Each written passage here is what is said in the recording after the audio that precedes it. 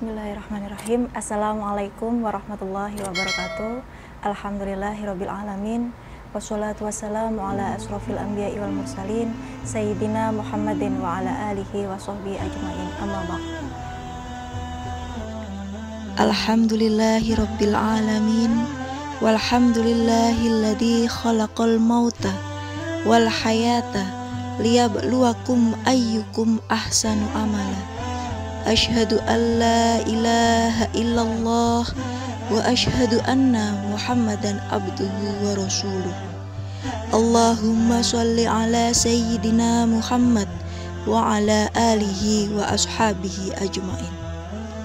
Hadirin anak-anakku semua, siswa-siswi SMK Negeri 5 Surabaya yang dimuliakan oleh Allah, pada kesempatan yang berbahagia ini dalam rangka mengisi kegiatan Pondok Ramadan yang dilaksanakan secara online di rumah masing-masing, monggo kita sedikit bermuhasabah, belajar sedikit tentang seberapa pentingkah sholat kita dalam kehidupan.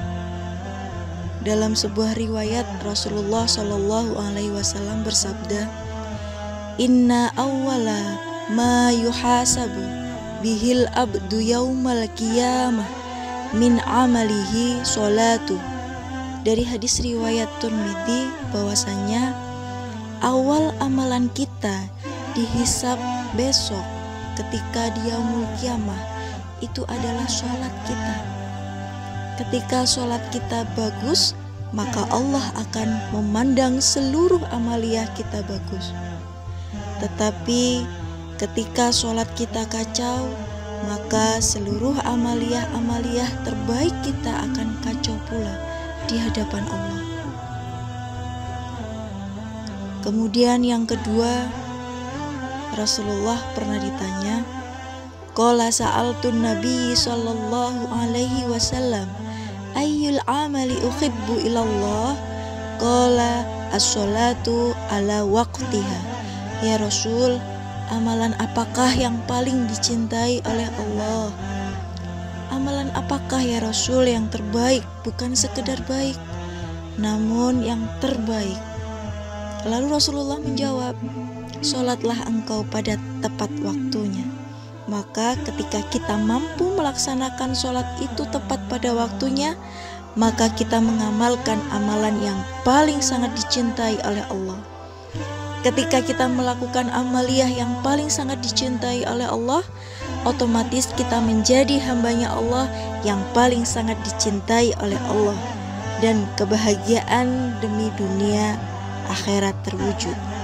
Ada sebuah kisah pada saat itu ketika Rasulullah Mi'raj, Rasulullah diajak oleh malaikat Jibril untuk melihat keadaan neraka seisinya. Ada seorang hamba yang tiba-tiba tangannya diganti dengan palu.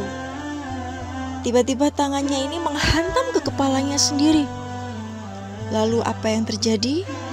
Pecah kepalanya, keluar darahnya, keluar seluruh isi yang ada di dalam kepalanya sampai ia menjerit, ia meraung kesakitan.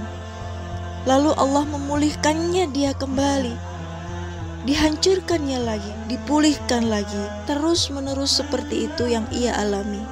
Wala yamutu wala yahya, tidak akan mati dan juga tidak akan hidup.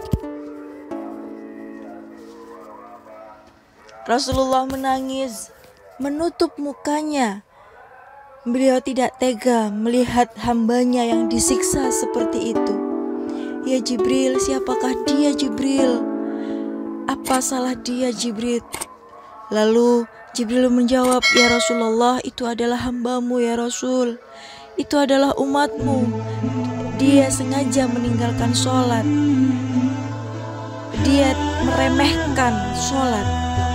Na'udzubillah min dzalik. Kemudian selanjutnya ketika kita di yaumul qiyamah nanti, mau tidak mau, suka tidak suka, kita akan melewati yang namanya sirat atau siratal mustaqim, jembatan menuju surga yang lebarnya seperti rambut yang dibelah menjadi 7. Bayangkan saja, rambut kita sudah setipis ini, sudah sekecil ini, masih dibelah 7. Ketika orang itu terjatuh, dia akan melayang-layang sampai neraka. 70 tahun dia tidak akan sampai ke dalam neraka, karena saking curamnya neraka tersebut. Ada orang yang bergelantungan, ada orang yang jalan sehingga terpleset, dan ada juga orang yang merangkak, dan ada pula orang yang berjalan terkopo-kopo.